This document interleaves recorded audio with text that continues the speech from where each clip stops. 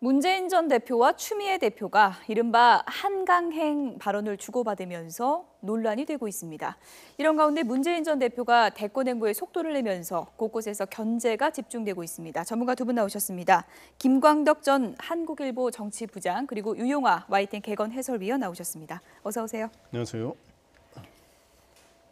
네, 요즘 치고 나가는 문재인 전 대표. 이번엔 한강에 가겠다. 이 발언이 도마 위에 올랐습니다. 주제부터 보시죠.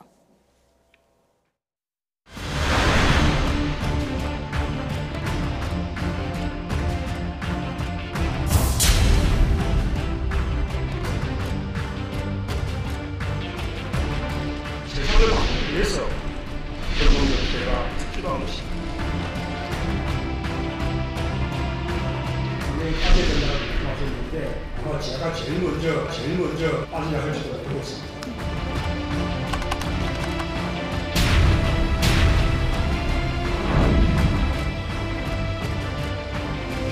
문재인 전 대표가 어제 사드 배치를 위한 제반 절차를 잠정적으로 중단하라 이렇게 비준동의를 발표하면 안 된다.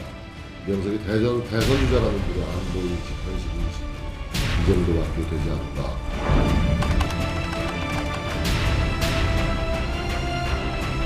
문재인 씨가 즉 공산주의자가 이미 확실하다고 판단하지 않을 수 없다라고 결론을 내리고 이것을 법정에 제출을 합니다.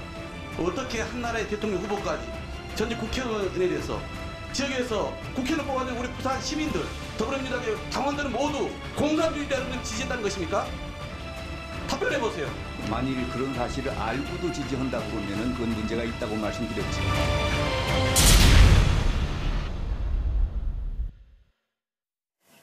견제구가 이쯤이면 쏟아진다고 해도 과언이 아닐 것 같습니다. 먼저 문재인 전 대표의 발언 얘기부터 해보겠습니다. 정권 교체가 안 되면 나부터 한강에 빠지겠다. 이 발언 어떻게 봐야 될까요? 네, 그 우스갯소리로 근데 요즘에 국민들은 정치인이 한강에 빠지는 거 별로 예. 안 좋아합니다. 왜 그런가요? 그 여야 그 누구를 떠나서 예. 정치인들을 오염시킬 수 있다 그래서 예. 이제 그렇고요. 근데 그건 우스갯소리고요. 예. 그 오늘 이 한강에 대한 발언은 이제 문재인 전 대표의 화법은 아니다. 예. 네, 원래 문재인 전 대표는 좀 점잖은 식으로 발언하지 그렇죠. 않습니까? 그래서 이거는 추미애 대표가 원래 좀 직설 화법을 가끔 쓰시는데 주고받으면서. 예, 추미애 대표의 말을 이제 이어받는 식으로 했기 때문에 그렇게 한 거고. 근데 이제 분명한 거는 정권 교체에 대한 어떤 자신감과 예. 그런 정권 교체에 대한 의지, 각오를 밝힌 거로 봐야 되는데 또 이제 문재인 전 대표 약점 중에 하나로 야권 내부에서 뭐 권력 의지가 좀 약한 거 아니냐 이런 예. 지적이 있었는데 그렇지 않다. 나는 권력 의지가 강하다 이런 걸 보여준 건데 하나 이제 좀 우려할 될 수 있는 거는 지난번에 호남 총선 때 호남에서의 발언, 호남의 지지를 거두면 정계 은퇴할 수 있다 예. 이렇게 했는데 이번 발언들도 뭐 진짜로 집권하면은 뭐 문제가 없겠습니다만은 이런 유사한 발언들을 할 경우에 어떤 말의 신뢰성이 어느 정도 훼손될 수 있는 거 아니냐 하는 우려는 있습니다. 문재인 전 대표의 화법이 아니라 추미애 대표의 화법이었다. 그러니까 주고받다가 나온 말이다라고 이제 말씀을 해주셨는데 그 상황을 다시 한번 좀 들어보겠습니다. 추미애 대표와 문재인 전 대표 얘기 들어보시죠. % 지지를 받는데 우리가 지면 어떻게 되겠습니까? 다 한강에 가서 빠져야 되겠죠. 네, 낯들고 다닐 수가 없겠죠. 네, 그런 각오로 열심히 하고 있습니다. 추미애 대표께서 한강에 빠져야 된다고 말씀하셨는데 아마 제가 제일 먼저 빠져야 할지도 모르겠습니다. 두 분의 표정을 읽어보면 네. 자신감이라는 단어가 떠오르는데요. 자신감도 있을 테고요. 아마 정치인들이니까 예. 정권 교체가 확실하다. 이건 자신들이 한강에 빠질 경우는 없지 않겠습니까? 예. 그러니까 정권 교체가 확실하다는 것을 좀 애들로 표현한 그런 측면이 있는데 예. 가봐야 알겠죠. 그러니까 이게 지금 예. 변수가 곳곳에 있고요. 특히 뭐 문재인 전 대표가 지금 뭐 민주당에서 그 경선에서 상당히 가장 유력한 주자로 돼 있지만은 어떻게 될지 그것도 모르는 것이고 또 예. 안철수 전 대표의 관계 또 이제 여권에서 어느 후보가 나올지 이런 부분들이 변수가 노리고 있죠. 지금 현재는 문재인 전 대표가 상당히 야권에서는 가장 유력한 주자인 것만 분명합니다만 예. 여러 가지 변수가 또 저는 곳곳에 암초처럼 널려 있다 생각합니다. 네, 정권 교체 안 되면 내가 제일 먼저 한강에 빠질 것이다. 이런 말을 하니까 문재인 전 대표가 무슨 말만 하면 이분이 가만히 있지를 않죠. 박지원 국민의당 비대위원장 이 발언에 대해서 이런 얘기를 했습니다. 대선 지면 한강 빠진다고 자살률 1위 국가에서 말 조심해야 된다 이렇게 견제구를 날렸고요. 여당도 가만히 있지 않았습니다. 정진석 새누리당 원내대표 페이스북에 긴 글을 남겼는데요. 종교 얘기까지 나왔습니다. 천주교에서 자살은 손꼽히는 죄악이고 한강에 빠져 죽겠다는 말은 함부로 해선 안 된다. 그런 말하면 날라리 신자다. 이렇게 이제 꼬집었고요. 그리고 원유철 의원도 또 한마디 했습니다. 오만하게 한강 타령할 때 아니다. 북핵 위기, 경제 위기 외면한 채 이렇게 대선 타령한다면 밑에 줄은 제가 읽지 않겠습니다. 저렇게 이제 험한 말까지 나왔습니다.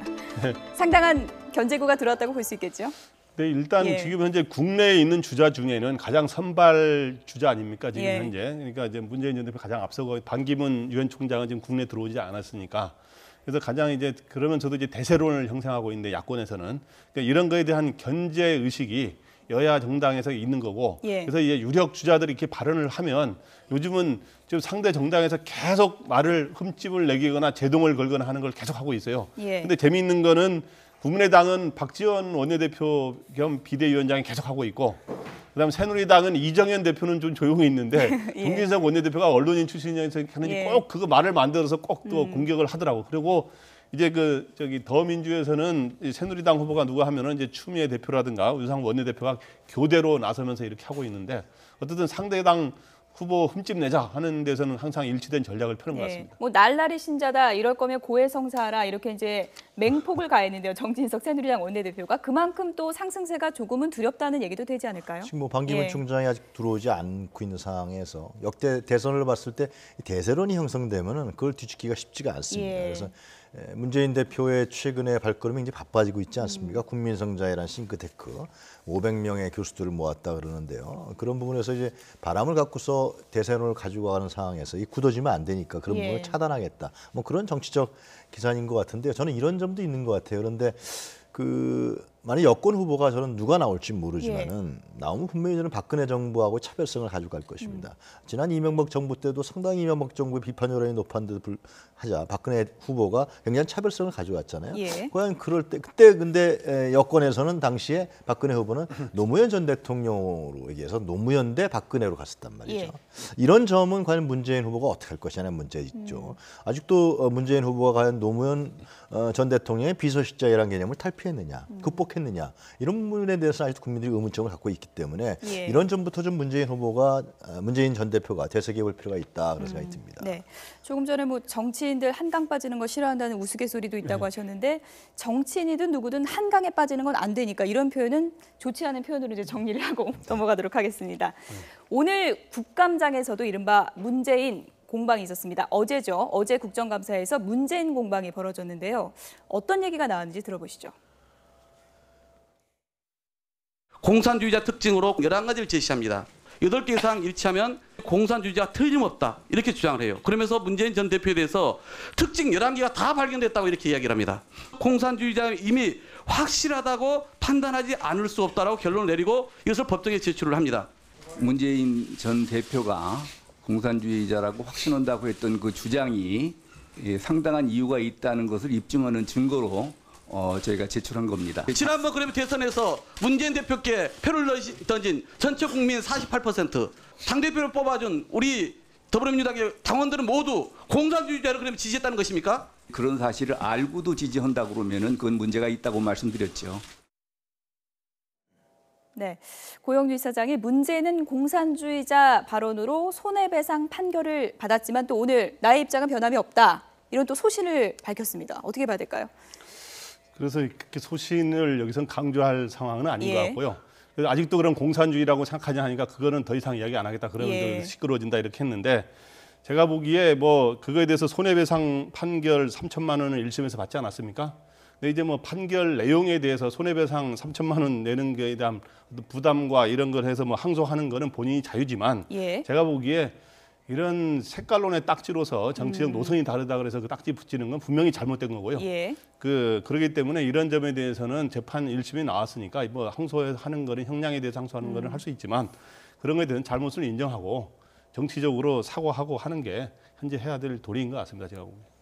그 공산주의자라는 것은 잘 아시겠습니다만 예. 이 무산계급, 프롤레타리아 독재를 인정하는 것이고 또 계급 투쟁을 인정하는 것이고 또 그런 무력혁명을 인정하는 것이란 말이죠. 그런데 과연 문재인 전 대표가 그런 생각을 갖고 있느냐? 그것은 전혀 이 재판부에서도 문재인 전 대표가 공산주의자라는 정황을 전혀 발견할 수 없었다라고 판결을 내리지 않았습니까? 그래서 예. 이런 부분에 대해서 좀 문재인 전 대표가 좀 진보적 칼라를 갖고 있는 건 사실이죠. 그러나 진보적 칼라를 갖고 있다고 해서 공산주의다. 이 지금 그 얘기를 한 공용주 지금 위원장은 예. 박문진이죠. 박문진이라는 것은 그 MBC의 대주주로서 MBC의 사장의 해임권과 또 임명권을 갖고 있고 관리 예. 경영권을 갖고 있는 사람입니다. 근데 이분이 이제 상당히 공안검사 출신이에요. 검사를 생활을 오래 했고. 그래서 이제 그러한 관계이기 때문에 아마 좀 진보적인 계층은 사람은 공산주의자다. 이런 예. 생각한다는 것 자체가 지금까지도 그런 생각을 갖고 있다는 것이 우리 사회를 자꾸만 또 양분화시키는 그런 정치적 결과를 나타낼 것이다. 라는 생각이 드네요. 네. 어떻게 그런 말을 할 수 있냐? 야당 의원은 따져 물었고요. 여당 의원의 질문 뉘앙스는 조금은 달랐습니다. 박대출 의원 어떤 질의를 했는지 들어보시죠. 공과 사, 네, 이념적인 잣대나 정파적인 잣대를 멀리하면 된다. 예, 예. 그리고 이념적 정파적으로 접근하는 사람들이 얘기하는 국민, 진짜 국민의 상식적인 잣대, 네. 그걸 기초로 하면은 아마 이 문제에 대한 해답을 찾을 수 있지 않을까 그렇게 생각을 합니다. 어떻게 생각하십니까? 아주 정확한 지적이십니다. 네. 뭐 강한 소신, 보는 사람에 따라서는 불편하게 비춰질 수도 있겠구나 싶었지만 애국심에 찬 소신을 존중합니다. 이런 또 얘기도 했다 그래요? 뭐 여당이 이런 거에 대해서 뭐 신념과 소신에 대해서 변호를 하고 그랬는데 뭐 변호하는 심정은 자기들 입장에서 뭐 그거 뭐 이해 안 되는 말 아니지만 예. 어떻든 박문진 이사 입장에는 언론과 관련된 그 이제 일종의 이사회 이사장인데 그런 거는 아무래도 이제 정치적으로 이렇게 편향적 시각 갖는 거는 그러한 이사장의 이런 자리하고는 예. 어울리는 것 같지 않고 좀 바람직하지 않은 것 같습니다. 제가 보기에. 네. 국감장에서도 오늘 이른바 문재인 공방이 있었지만 문재인 전 대표를 향한 돌직구, 새누리당 유승민 의원도 또 견제구를 날렸더라고요. 문재인 전 대표의 그 사드에 대한 생각 그리고 경제 성장론에 대해서 좀 직격탄을 날렸다고 볼 수 있죠.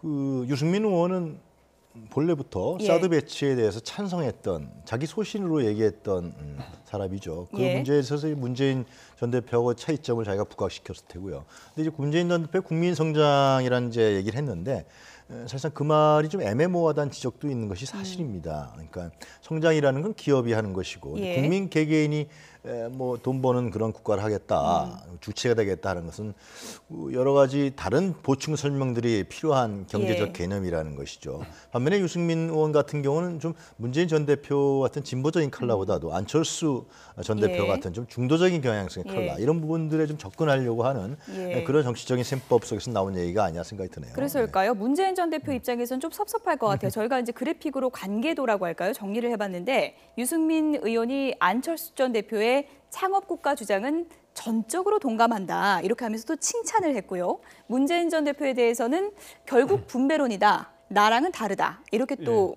견제구를 날렸습니다. 일단 내용적인 측면에서 한번 보게 되면은 유승민 의원의 입장은 사드에 대해서는 원래부터 배치에 대해 가장 적극적으로 찬성해왔기 때문에 이걸 이제 문재인 전 대표의 입장을 비판하는 건 이해가 되는데 예. 문재인 전 대표의 그 성장론에 이제 국민 성장론이라고 그러지 않습니까? 국민 성장론 이제 그 전에 이제 소득주도 성장이라고 하는 걸 이제 용어를 좀 바꿨는데 예. 이게 결국에는 뭐 성장이라기보다는 분배론 아니냐라고 하면서 비판을 했는데 근데 유승민 의원이 얼마 전까지만 해도 자기 성장보다는 이런 복지 이런 걸 굉장히 예. 강조해왔거든요. 그래서 뭐 분배라고 직접 하진 않았지만 이런 걸 강조해온 또 사회적 기업 이런 거의 중요성을 강조해온 입장에서 유승민 의원이 이걸 분배론이라면서 굉장히 비판한 거는 이번 글에서는 본인은 성장론자라고 하던데요. 예, 그래서 그거는 자기가 평소에 복지를 강조해오고 이런 거하고는 예. 또 약간의 당초에 중도 쪽으로 많이 갔다가 다시 중도 보수로 좀 오는 약간의 그런 현상도 있지 않은가 하는 생각도 하나 들고 또 하나는 정치적으로는 어차피 대선 국면에서 그 안철수 전 대표가 제3지대론을 주장하고 있기 때문에 예. 그런 제3지대에서 만날 가능성도 막연하게 염두에 두는 게 아니냐 하는 또 그런 생각도 하게 됩니다. 근데 이 성장이란 부분은 굉장히 중요한 것이죠. 예. 지금 우리 한국 경제가 성장에 대한 활로와 출구를 못 찾고 있는 거 아니겠습니까? 그래서 안철수 전 대표는 창업 국가론이다. 그것도 예. 결국 이제 그런 출구를 찾아보겠다. 자기 자신의 벤처 경험. 또 유승민 의원 같은 경우는 혁신 성장론을 얘기하고 있습니다. 같다라고 이제 유승민 의원이 예. 자신과 안철수 전 대표 얘기하는데 그 성장 부분에 대한 출구.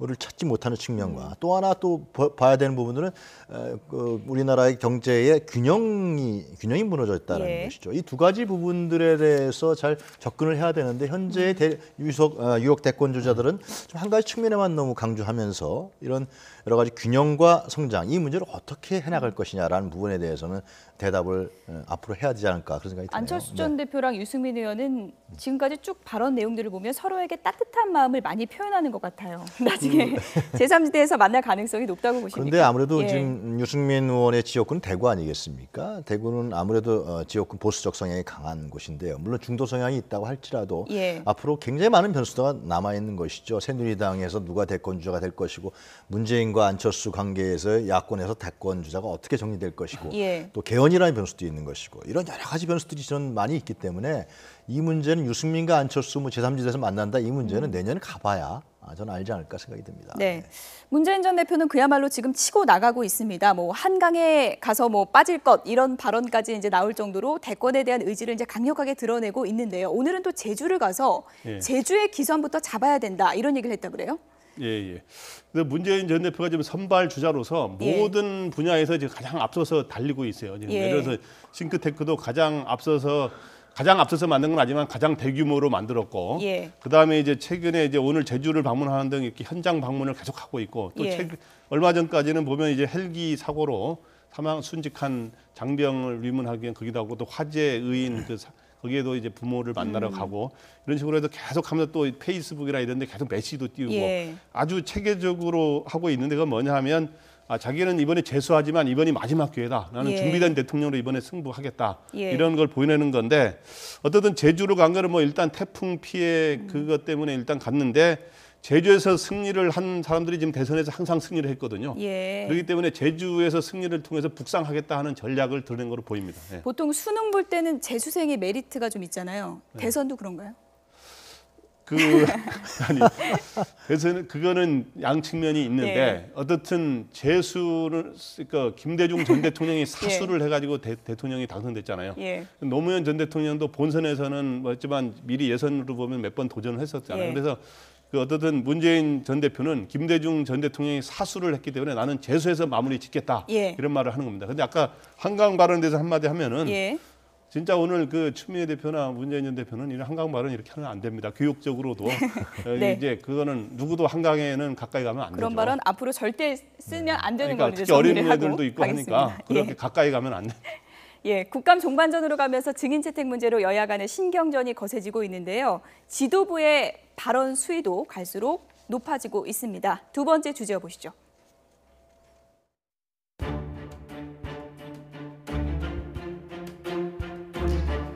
대통령의 밤의 여인이 낮의 여인으로 등장을 했습니다. 국가기관이 하던 사업을 몽땅 다 재벌 대기업 경제 어렵다는데 말로만 경제 어렵다고 하고 뒤로는 촉감 빼먹듯이 등을 쳐가지고 800억 목돈을 가로채 갔습니다. 정부에서 하는 일을 빼앗고 재벌의 등골을 빼먹는 이런 대통령의 그 밤의 여인과 또 이상한 수상한 사람들을 보면서 나라 기강이 혼용무도하다. 이 나라를 이끄는 지도자가 어리석어서 나라가 무도해졌다. 그런 것이 올해의 교수들이 뽑은 사자성어입니다. 기가 찰 나르다. 최순실, 차은택 등 창조게이트 의혹이 국정 전반에 복보서처럼 드러나고 있습니다. 정부가 차은택 전 창조경제추진단장에게 각종 특혜를 준 사실이 드러나고 있습니다. 정부는 민간인 차은택 CF 감독에게 창조경제추진단장을 안치기 위해서 대통령령을 서둘러 개정했습니다. 차지철도 이런 짓은 못했습니다. 차은택 전 단장이 박근혜 정부의 창조경제 전도사로 봉사한 것이 아니라 창조경제가 차은택을 위해 존재한 것입니다. 지난주 내내 야당의 무책임한 정치 공세, 근거 없는 허위 폭로, 국정감사장이 정쟁의장 되었습니다. 지난 몇 년간 야당 분들의 행태를 보면 국정감사장의 허위 폭로와 거리 주장을 신뢰할 수 없습니다. 새누리당은 야당의 정치 공세용 허위 폭로용 증인 채택을 결코 협조할 수 없다는 말씀을 드립니다. 야당은 계속 나오라고 하지만 여당은 조금 들으신 것처럼 증인 채택 절대 용납하지 않겠다는 입장입니다. 어떻게 결론이 날까요? 오늘은 일단 협상이 결렬됐다고 합니다. 이 문제는 지금 현재 박근혜 대통령, 현직 대통령과 연관된 굉장히 예민한 문제입니다. 그래서 아마 집권 여당에서는 대통령 권력을 보호하기 위해서 관계되는 증인들의 출석을 하여튼 절대적으로 막았고 또 성공하지 않았습니까? 한 명도 국감장에 지금 이 미르 재단 문제라든가 최순실 관련 문제에 대한 증인 채택되지 않았는데요. 물론 이 문제는 야당에서는 현직 대통령을 공격해야 내년 대선에서 정권 교체가 용이하다 이런 정치적 계산이라든가 속셈도 있겠지만 저는 어떤 측면에서 봤을 때는 상당히 안타까운 측면도 없지 않아 있습니다. 그러니까 지금 오늘도 어제도 내일도 계속해서 이 미르 재단 문제, 차은택 감독인가 CF 감독 이 사람에 대한 문제, 이 문제는 계속해서 터져 나오고 있습니다. 이건 뭐 정치인만 얘기하는 것이 아니라 언론 보도를 통해서 나오고 꼭 고구마 줄기 캐듯이 나올 정도인데, 근데 이 문제에 대해서 그럼 계속해서 모르쇠로 일관하고 국회에서 이 문제를 그냥 놔둘 것이냐는 문제가 있습니다.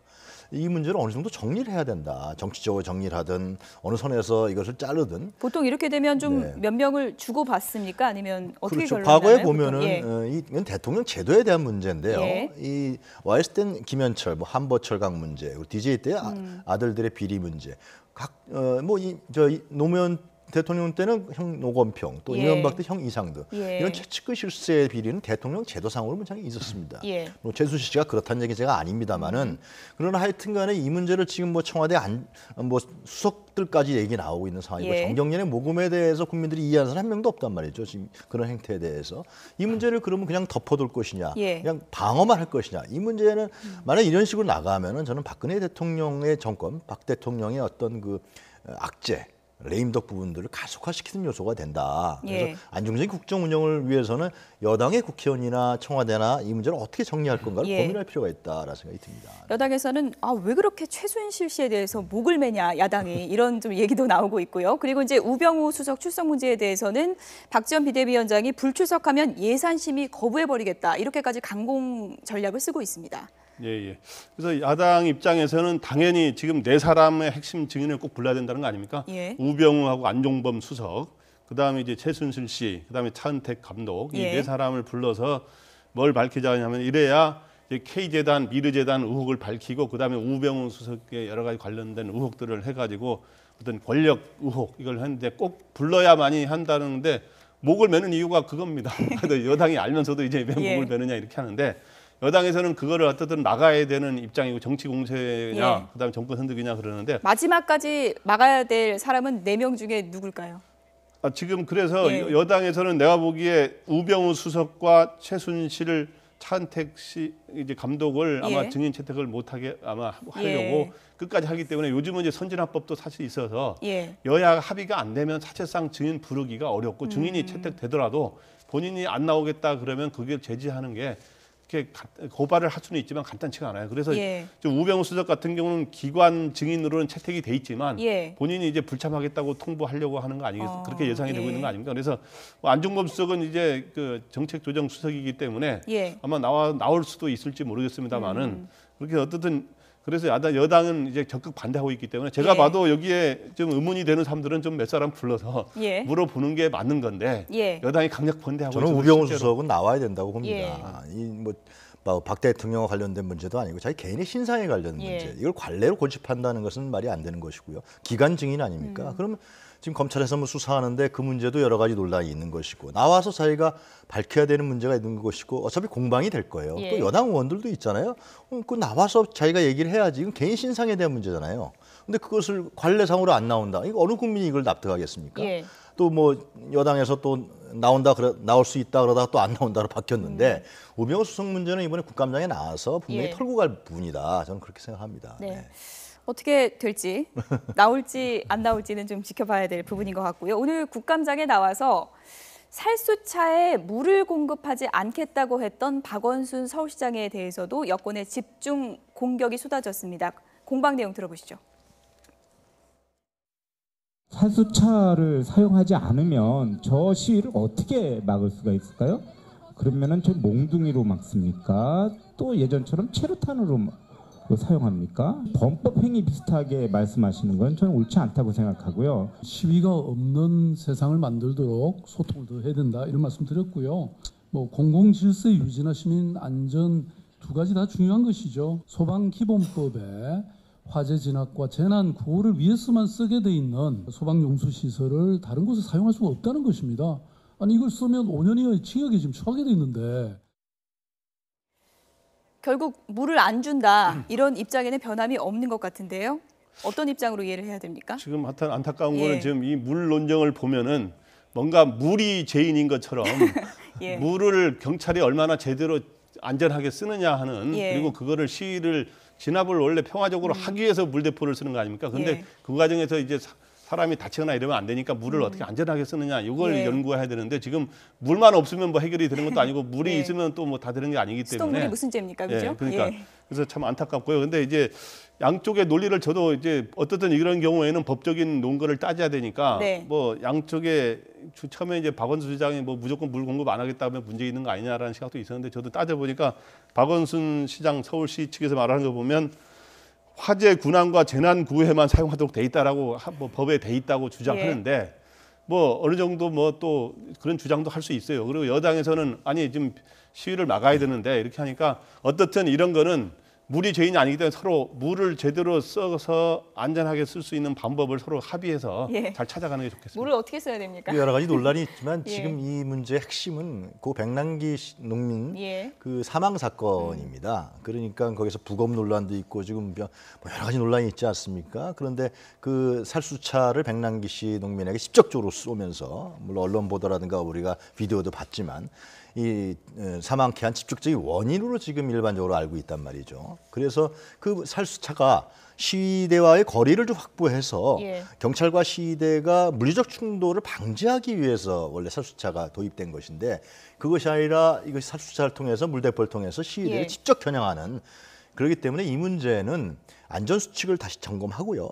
시위라는 것은 어떤 민주주의 하나 또 의사의 표현의 자유란 말이죠. 예. 그럴 경우에 어떻게 할 것인가 부분에 대해서 경찰이 확실한 대책을 만들고 또 그것이 예. 사회적 합의를 이끌도록 만들어 나가면은 이 물 논란은 저는 없어질 거라고 보여져요. 박원순 시장이 얘기한 시위가 없는 세상은 이제 모두가 바라는 건데 거기까지 가는 이제 해결책의 문제인 것 같습니다.